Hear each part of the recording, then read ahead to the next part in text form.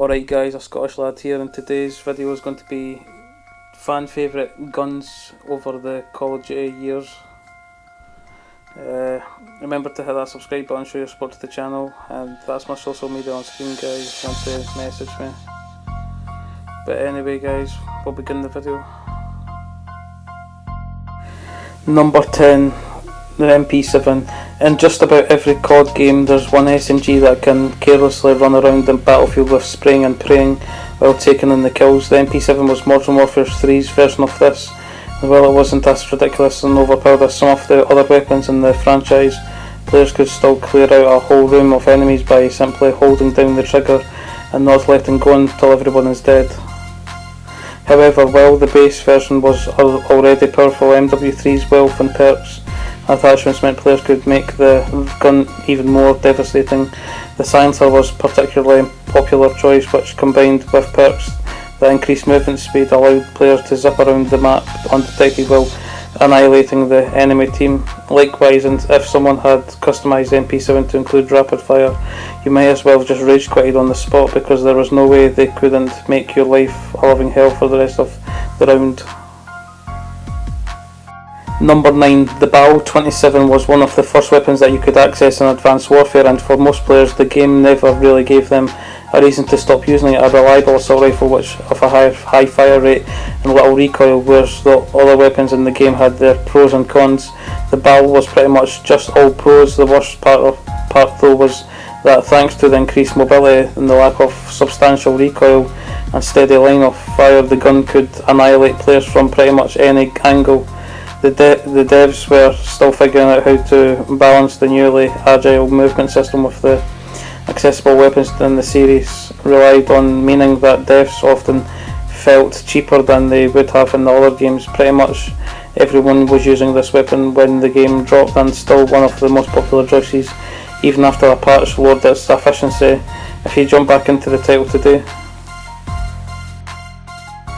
Although some would argue that the AK-74U deserved to be on this list, the FAMAS was by far the cheapest weapon in the original Black Ops, replacing the weighty 3-round burst model found in Modern Warfare 2. Black Ops version handled so much more smoothly and resulted in a weapon that virtually anyone could dominate with, boasting an extreme rate of fire. The FAMAS had the range of an assault rifle and the speed of an SMG, making it the perfect weapon in both close quarters as well as range, devastating the multiplayer for a good few months following the game's launch. The weapon was eventually patched and made a less of an all-round killing machine, but it was still a formidable and popular choice even after the nerf. Number 7. Although the original Modern Warfare was pretty balanced when it came to its selection of weapons, there's still a couple of guns in the arsenal that were major pains for players in 2007 and still pose a problem for those playing the remastered edition of the game today. It's the M16 that caught the most, with the 3-round burst weapon being the go-to for players wanting easy kills with the stopping power perk. Equipped, it only took one well-aimed burst to take someone out, which didn't help the franchise's reputation as being a multiplayer game where the first person to fire always wins.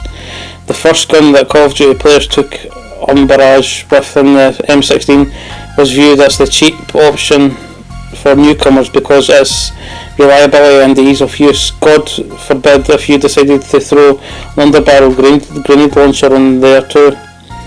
A devastating 1-2 combo that still caused COD players nightmares. Number 6. The most recent entry on this list, 2016's Infinite Warfare, featured one of the most infuriating versions of the franchise's iconic multiplayer to date, with the OSA assault rifle making every match feel like a cheap game of who can point and click the fastest. In fact, the weapon was viewed as being so overpowered that it was banned from being used in competitive tournaments even after patch attempted to lower its efficiency. A pretty good game overall. There's no denying that the weapon selection in the title's multiplayer left quite behind a bit to be desired, and the OSA was indecisive of how little thought was put into creating a diverse arsenal that encouraged players to experiment with different tactics. A lot of people fell off Infinite Warfare's multiplayer shortly after the game's release, and being constantly destroyed by lobbies full of players using this weapon was a big reason why. It's hard to believe, but the basic melee knife attack in the original Modern Warfare was revolutionary. While most first-person shooters relied on the same rifle bash, close quarters move, the inclusion of an instant kill melee attack was subtle, but a major shake-up to the regular first-person shooter formula. However, while players grew to love the knife in the original release in Modern Warfare 2, they came to hate it almost immediately. Why, you ask? Well, in the effort to make melee attacks even more effective, the devs added in a perk that allowed you to nail people from longer distances. Unfortunately, this led to hundreds of cheap deaths, as it meant you could be hit with an instant kill from the player who should have no chance of reaching you, like in the above. Throw the tactical knife into the equation, which reduced the cooldown time of the melee attack massively, and you had one of the deadliest weapons in the whole game. And number 4, infamously known as one of the most devastating weapons in COD history, everyone was using the Model 1886 shotguns when Modern Warfare 2 dropped back in 2009, especially when used with a Kimbo perk that allowed you to dual-wield guns. Just about every multiplayer match developed into players sprinting around with these death dealers equipped, boasting a ridiculous range and that fast rate of fire thanks to the lever action reload animation. Twirling these bad boys like you'd just walked off the set of Terminator 2 was all the rage back in the early days of Modern Warfare 2, and there was no avoiding these slugs. If you were caught out in the open, fortunately, depending on how you look at it, the gun received a pretty major nerf that reduced the amount of damage it inflicted at long range, while the shots of the Akimbo welded 1886s were made less accurate. Number 3. While on the surface the FAL looked like yet another semi-automatic Call of Duty weapon that would never be used, players discovered that they could easily transform into one of the best guns in Black Ops 2 if they used the attachment that gave it fully automatic firing mode. It was still a slow firing gun with the attachment added, but the punch this thing packed meant that it could be easily square up against any of the more popular faster firing guns, retaining its high damage per second stats that completely eclipsed any of the other assault rifles or SMGs in the game. Players running around with a FAL loadout quickly gained notoriety in the COD community consecutively because of its effectiveness. Gun was banned from official competitions for being so damn cheap, with Treyarch patching it, a fix that made it next to useless a little bit while later.